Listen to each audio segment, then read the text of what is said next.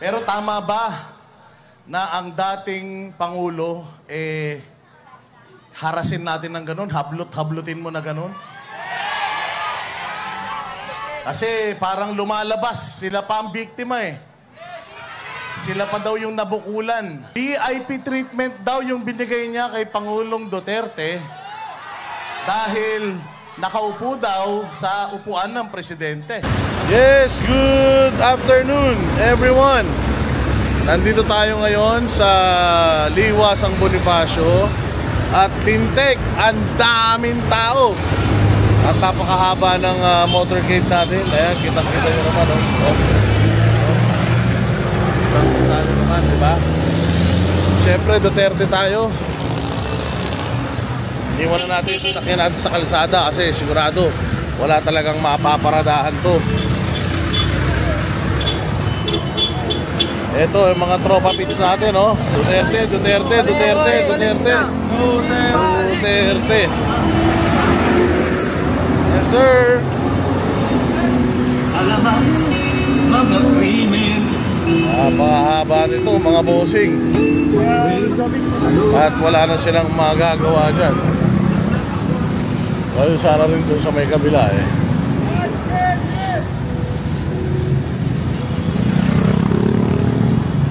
Yan, tinan natin kung anong rito.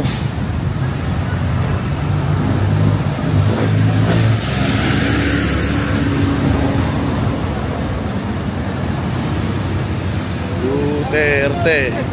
Duterte. Yes, sir. Yung mga bossing natin, no?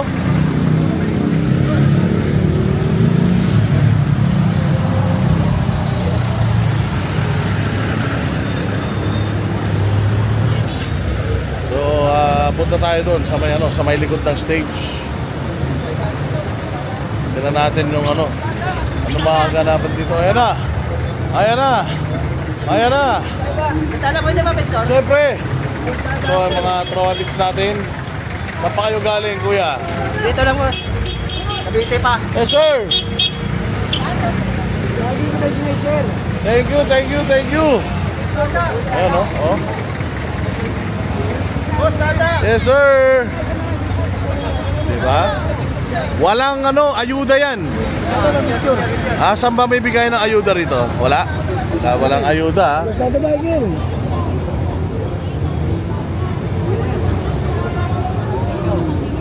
Idol mo si Mustada eh. Thank you kuya.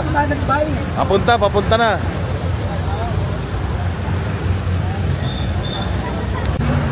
Ayun, oo. Itong mga natin, mga Duterte supporters natin, diba? Yes sir, yes sir.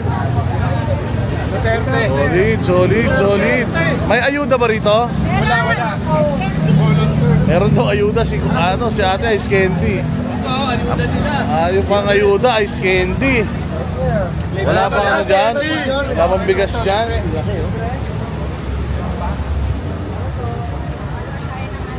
Ayos! Yup! Eto na grabe dami na ng tao. Hello po!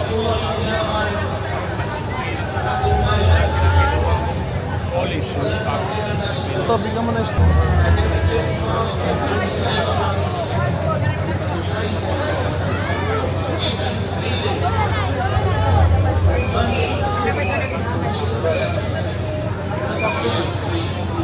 Ba't ka namamasyal?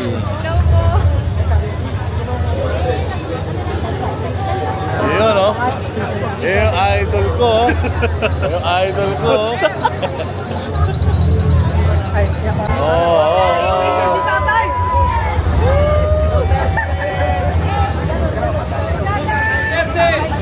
Duterte. Duterte.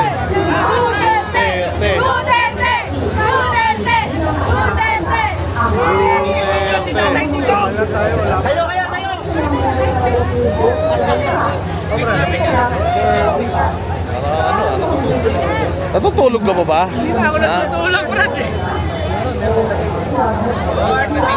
Duterte. Duterte. Duterte. Duterte! Duterte! Duterte!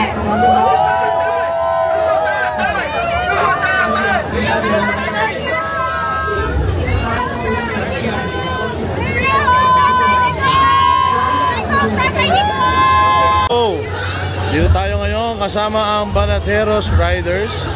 Ayan o, si Hero, no? Si Presidenteng MJ at si Randy. Mga solid Banateros yan, no? Diba? Pakaraming tao ngayon dito, mga boss. Solid na solid.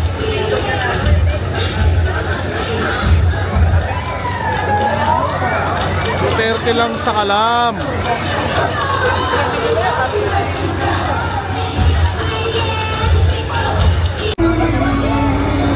Ay, sarap. Tara. Okay lang.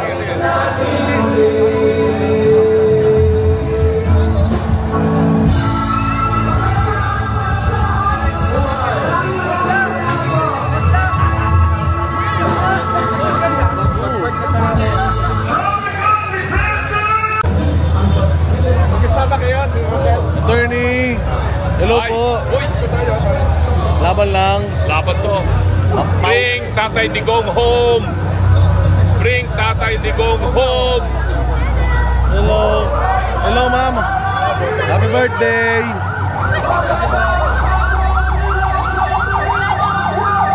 Yes, sir. Yes, sir. Yung mga idol natin, no?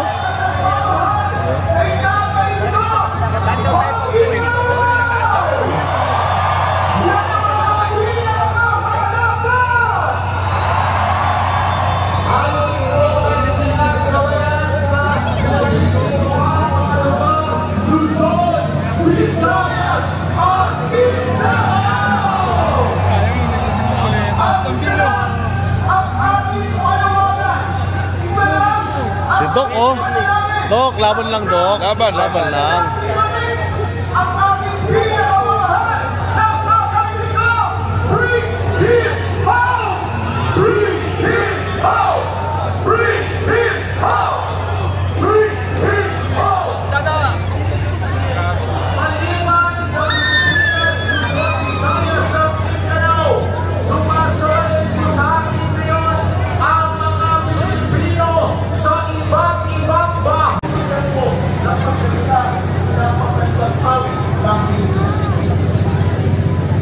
Hello po. Oo nga. Ito mga subscribers natin from YouTube. Hello.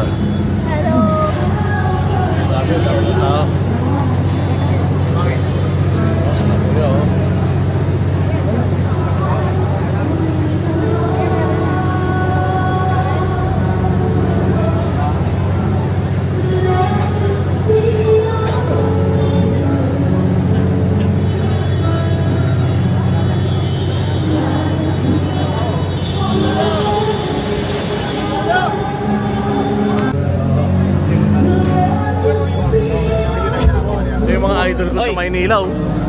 Ano lang yan? Pero yung 3D. Joey. Hindi kasi Hinahanap isa ka nga, lang eh. na sa akin. Nandito na yun. Nakita ko may post kanina eh. Naglalagalag lang.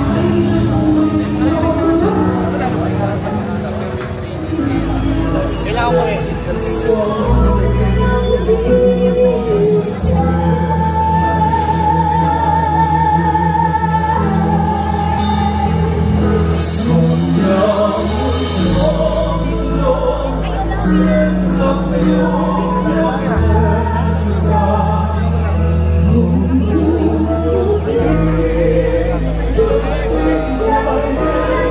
Kasi kung totoo pang kriminal si Tatay Digong, hindi magkakaisa ang mga Pilipino ngayon, tama? At nakikita ko kung Partner Akbar, punong-puno ang iwasan. Kaya mag-ingat tayo dahil baka may mag-picture ng mga bakanting upuan. Siguraduhin natin, ipakita natin ang ating lakas at ang ating suporta kay Tatay Digong. Tatanungin natin ka Partner Akbar, kailan kayo naramdaman ninyo, masing kayo sa Pilipinas?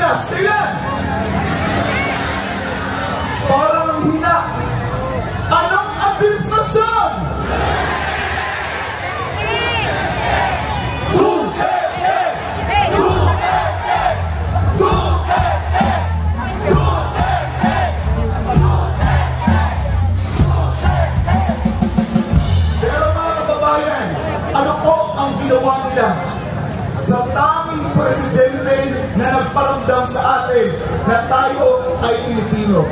Ano po ang ginawa nila sa presidente na ipinaramdam sa atin na ligtas tayong maglakad sa kalsada kahit gabi, kahit madaling araw? Anong ginawa nila sa presidente natin na sinumpo ang CPP-NP? Ilang na po sa atin. Uy! Ito yun si John Lloyd? John Lloyd? John Lloyd? Hindi ako yun. Richard Gomez to. Kala ko si John Lloyd. Uy! Derek? Derek Paulate. Derek Darak.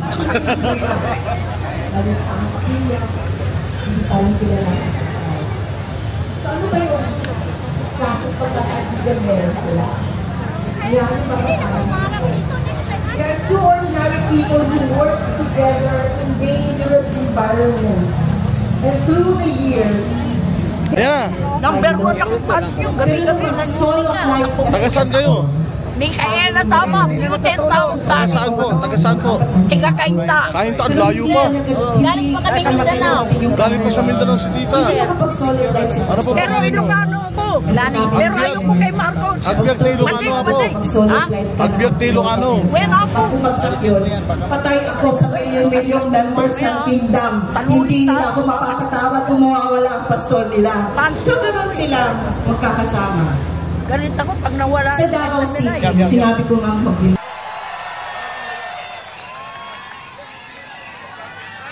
Taas ang kamay ng mga nabudol!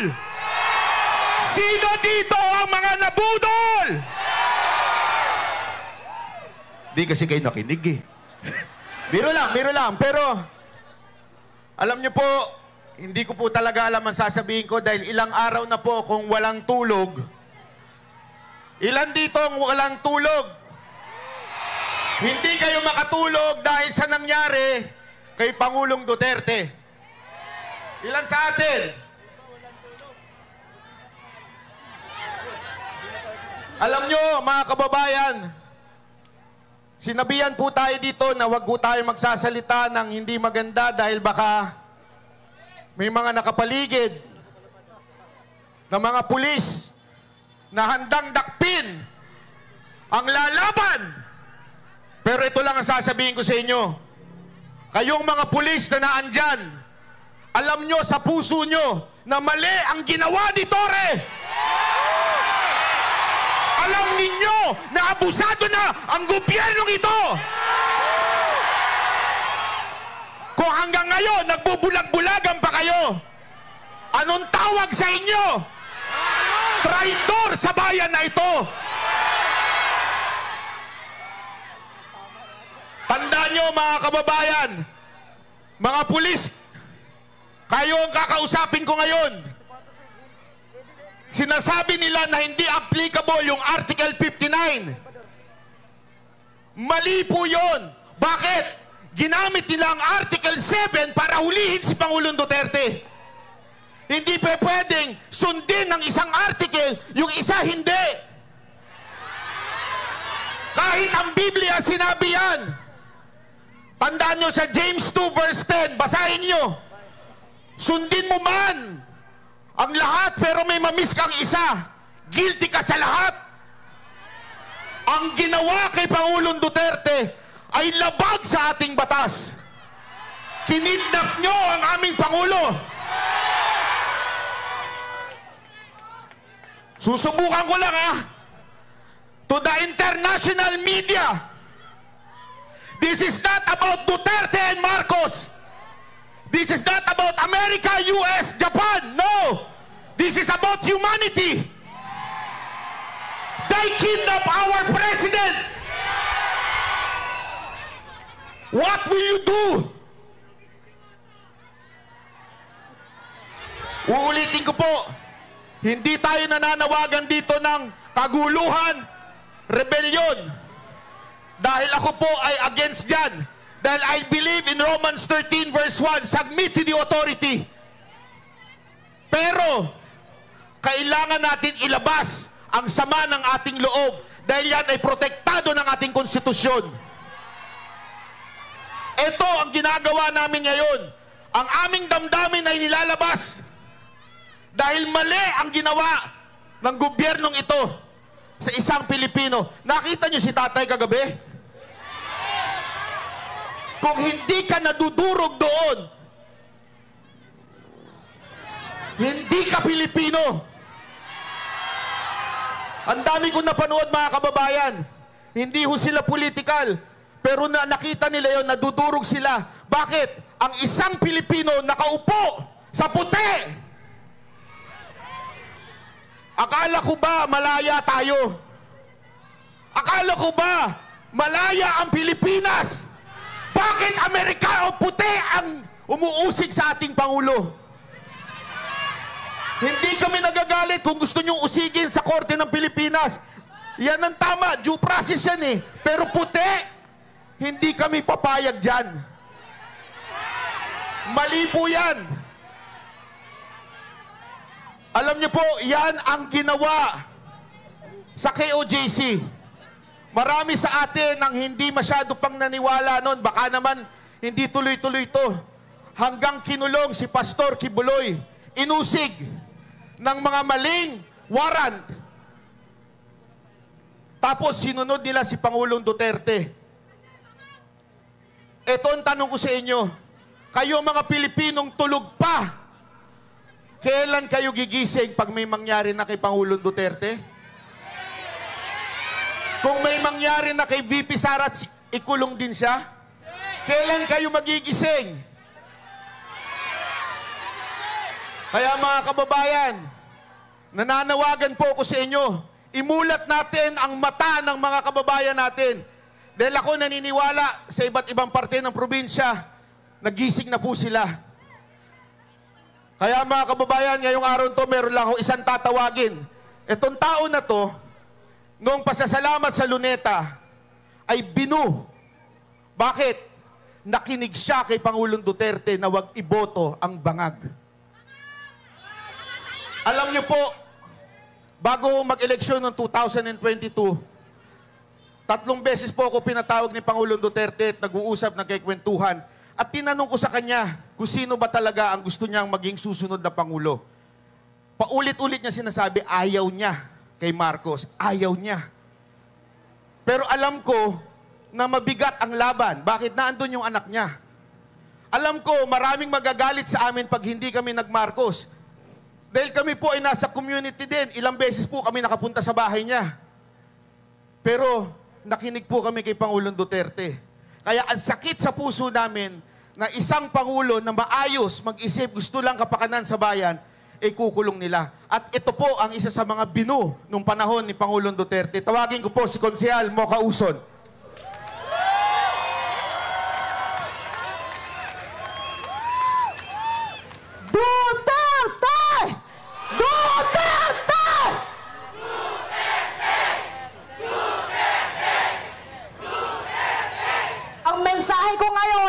Digong, sana mapanood mo ito.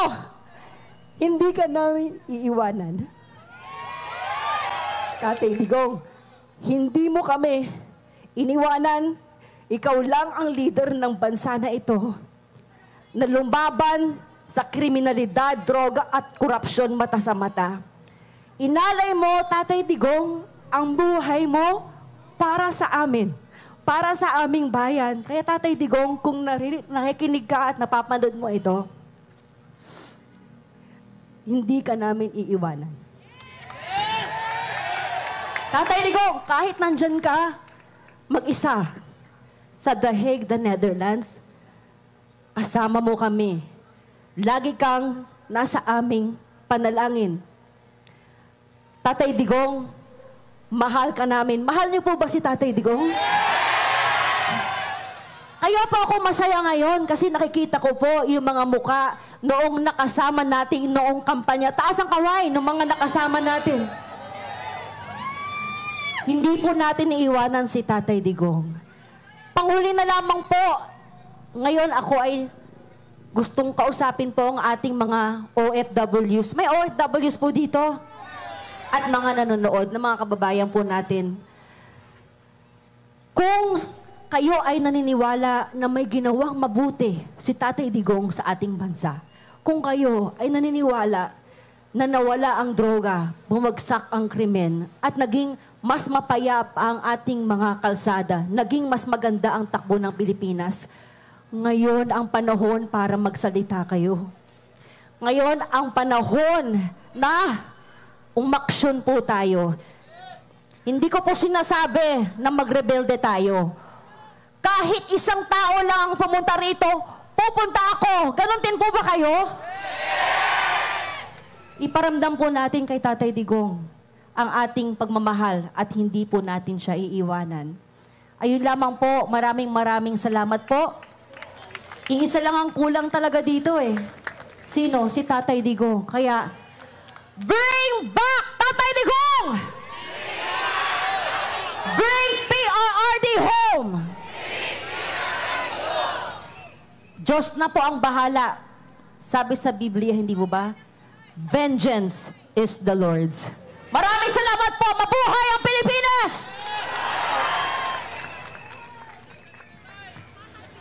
Tawagin ko naman po yung mga kasamahan ko, ang Banateros, Master Judea.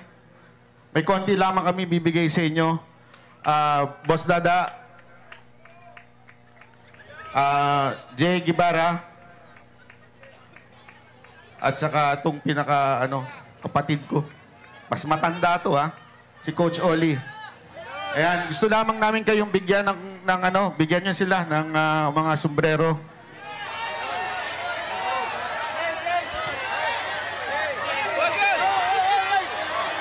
Wag po tayong tatayo para hindi humano yung ating mga...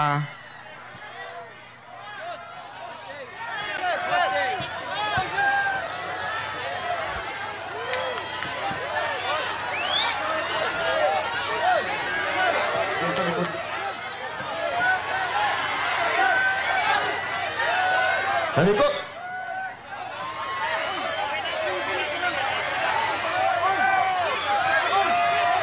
Wag po tayong Okay na po. Ulit, maraming salamat po sa inyong pag-attend. Pero iwan ko lamang po kayo ng isang bagay na sana kahit ang mga nasa gobyerno ay natutulog pa, lagi nating tatandaan, meron tayong Diyos na hindi natutulog. Tandaan uli natin ang dalawang bagay na paulit-ulit ko sinasabi, puso at panalangin. Pwede ho ba ipanalangin natin gabi-gabi si Pangulong Duterte? Kahit sandali lang po, sabihin lang natin sa Panginoon, Lord, samahan mo po, bigyan mo ng lakas ang ating Pangulong Duterte. Ipanalangin natin, okay po ba yun? Kasunduan to Hindi kasunduan 20 pesos kada bigas Totoong kasunduan to. Okay, ipanalangin natin si Pangulong Duterte. Maraming salamat po. Ako po si Banat Bay. Maraming salamat, Banat Bay! Picture lang po kami Sorry Ayan. Sino?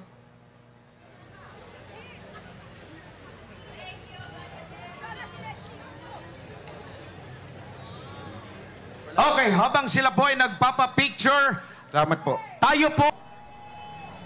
Samantala, ang susunod pong mangungusap sa atin, isa po sa mga Banateros, tawagin na natin, si Boss Dada. Lo. Magandang gabi po sa lahat.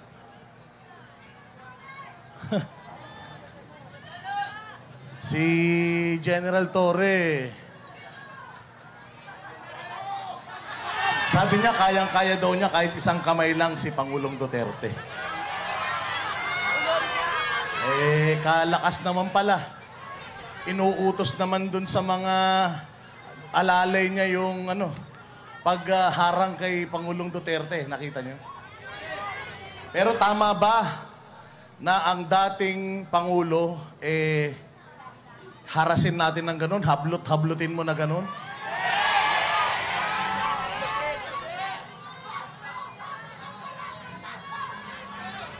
Kasi parang lumalabas, sila pa ang biktima Sila pa daw yung nabukulan. Sila pa daw yung VIP treatment daw yung binigay niya kay Pangulong Duterte dahil nakaupo daw sa upuan ng presidente. Okay ba yun? Alam nyo mga boss, nung mga panahon na si Pastor Apollo Kibuloy, pinag-uusapan natin tong extraordinary rendition. Marami sa atin tumaas ang kilay. Marami sa atin hindi naniwala.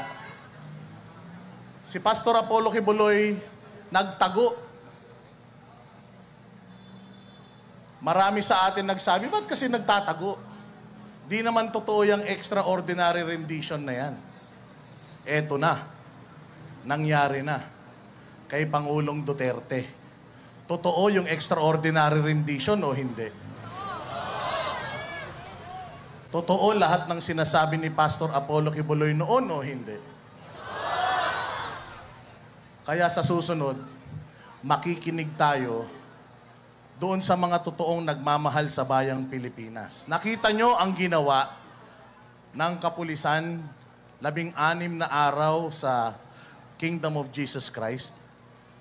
Practice na yun. Practice na yun. Na-foresee na ni Vice President Sara Duterte yung pagpapa-impeach sa kanya. Unang araw pa lang, alam niya na. Sabi niya, nagpa-practice na sila sa impeachment. Eto, nangyari sa ating mahal na Pangulo.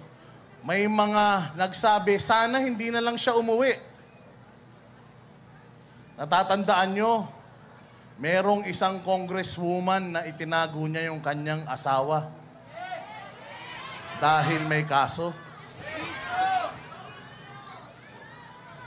Sana ganun na lang din ang ginawa natin. Pero alam nyo si Pangulong Duterte hanggang sa huling hininga niya, gusto niyang ipakita sa inyong lahat na handa siyang maglingkod. Kahit marami ang nag-a-advise sa kanya, huwag ka munang umuwi. Nasa Hong Kong pa lang kami, alam na namin, ang dami ng pulis. Nagsisinungaling na sila. Nagsinungaling ang PNP, nagsinungaling ang Malacanang, nagsinungaling ang Solgen, sabi nila wala. Pagdating dito, ang ginawa ni PRD, hindi, ang ginawa niya, inagahan niya pa. Sabi, wag ka muna umuwi, huhulihin ka. Sabi niya, hindi, uuwi na ako, aagahan ko pa. Pag uwi ni Pangulong Duterte, anong ginawa niya? Anong ginawa sa kanya? Ipinakita niya sa inyo kung anong klaseng gobyerno meron tayo. Walang respeto sa dating Pangulo, walang respeto sa simbahan, walang respeto sa isang pastor. Kung walang respeto sa mga malalaking tao, walang respeto sa Vice President, ine-expect nyo ba na ire-respeto din kayo?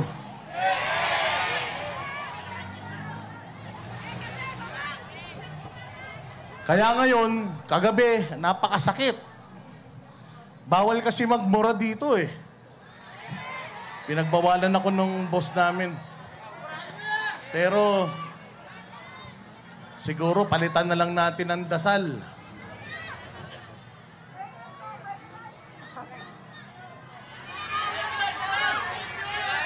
Isa lang. Lahat tayo, mga kababayan, magbuklod-buklod. Nakikita natin na nangyayari sa Mindanao. Nakikita natin yung mga dating hindi naman nagpa-participate, nagising na. Yung mga dating hindi naman interesado sa politika, naging biglang interesado. Napakatalino ni Pangulong Duterte. Akala ng ating Pangulo ngayon na ang galing-galing niya. Ang hindi niya alam, binigyan niya si Pangulong Duterte ng platform na buong mundo makakaalam kung gaano tayo ngayon inaabuso. Bawat kwento ni Pangulong Duterte noon naririnig lang sa buong Pilipinas. Ngayon, maririnig na sa buong mundo. Malalaman ng buong mundo kung gaano kabulok. Kung ano yung ama, siya din ang anak. Malalaman ng mundo na lahat ng alyado ng Pangulo, tinatrabaho nila. Kaya somehow, para sa akin, nagsakripisyo na naman si Pangulong Duterte. Kahit hindi na siya presidente ng Pilipinas, isinakripisyo na naman niya yung kanyang sarili. Para magsama-sama tayong lahat. Lahat tayo, may kanya-kanyang mga social media. Gusto nilang kontrolin yan, gusto nilang patahimikin tayo. Gusto nga nila, lagyan ng prangkisa yan para makontrol nila. Pero hanggat wala pa, gamitin na natin lahat ng yan. Ang people power, nasa social media. Gamitin natin lahat ng ating mga platforms para isigaw kung gaano tayo kadismayado. At isigaw natin araw-araw, wag tayong huminto hanggat hindi natin nababawi si Pangulong Duterte. Let us bring PRRD home. Let us bring PRRD home. Napakadelikado din ang ginawa ng ating Vice Presidente. Alam natin na isinasama siya dyan. Pero di nila alintana para sa ating lahat. Kaya dapat tayong lahat magsakripisyo din. Maraming salamat sa inyong lahat na nandito. Hanggat naniniwala tayo, may pag-asa tayo. Kaya ipakita natin sa kanila, maling-mali yung ginawa nila at hulinan nila to. Maraming salamat po. Maraming salamat, Boss Dana! Naggagabi na, mga kababayan! Ayun na nga, mga boss, natapos na rin ang ating epic na motorcade para kay Pangulong Rodrigo Roa Duterte at yung ating peaceful prayer rally with syempre yung mga kasama niya sa partido, PDP laban na senators, and yung mga importante, yung mga artista, nakita rin natin dyan, sila Freddy Aguilar, sila Cesar Montano, and sila Ma'am Mocha Ozon, nandiyan din. Nagbigay din siya ng kanyang heartfelt message for the Filipino people and for Pangulong Duterte at syempre yung mga kasamahan natin na banateros and yung iba pang mga vloggers na mga na-meet natin dyan. And kanina napakadami nga noong mga subscribers natin na personally na-meet natin. Maraming salamat po sa inyong suporta. At napakaganda rin nung ating nung speech ni Banat Bay and syempre yours truly yung ating speech. Napakaganda rin nung actually ako kasi when I throw a speech hindi ako naglilista. So hinighlight ko lang po doon sa aking speech yung panghihinayang na marami kasing mga marami ng mga signs, napakarami ng mga revelations, napakarami ng mga nangyayari before ito na pine-prepare na sana tayo sa worst. And hindi na sana dumating sa ganito kung naging lang sana, kung naging masunurin lang sana tayo, naging vigilant tayo. Kasi prior to this, si Pastor Apollo Kibuloy, lahat ng mga possibilities inilatag niya na sa atin, in-expose niya na with all his audio recordings nung nagtatago siya. Kasi talagang yung ginawa sa KOJC, para sa akin yun talaga yung practice para dito sa pinakamalaking kahayupan na gagawin nila sa bayang Pilipinas, which is yung una, impeachment kay VP Sara, and itong pagpapatapon kay Pangulong Duterte sa ibang bansa para doon na makulong. Kung sana nakinig lamang tayo, ay sana mas napaghandaan natin itong kakaharapin nating bagyo. Pero hindi na para magsisihan tayo, nandirito na ito. Ang gusto ko lang i-emphasize is si Pastor Apollo Kibuloy has nothing bad na gusto mangyari for the Philippines, and he has all the good intentions para sa bayang Pilipinas as well as yung kanyang mga kasama sa PDP laban. Kaya ako, nagre-request sa lahat ng mga kababayan natin to channel all our angers, channel all our anger, channel all our frustrations, para pagdating ng halalan, itong mga kandidato ni Pangulong Marcos ay lahat ibasura natin. From local government level to national, lahat yan kailangan iano natin, itablahin na natin. Kailangan wala ng Marcos na manilbihan sa bayang Pilipinas, dahil hindi naman sila talaga nagsisilbi, sila ay pinagsisilbihan. At the same time, inaabuso pa nila yung karapatang pangtao. Napakadaming mga umattend, ang daming mga ang daming mga kababayan natin na talagang umiiyak.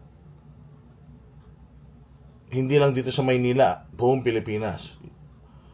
Sinabi na nga natin dyan sa speech natin na sana tinago na lang natin si Pangulong Duterte. Sana nasa Hong Kong, hindi na lang natin siya pinauwi. Sana totoong nagtago na lang siya, katulad nung sinasabi ng mga bashers niya.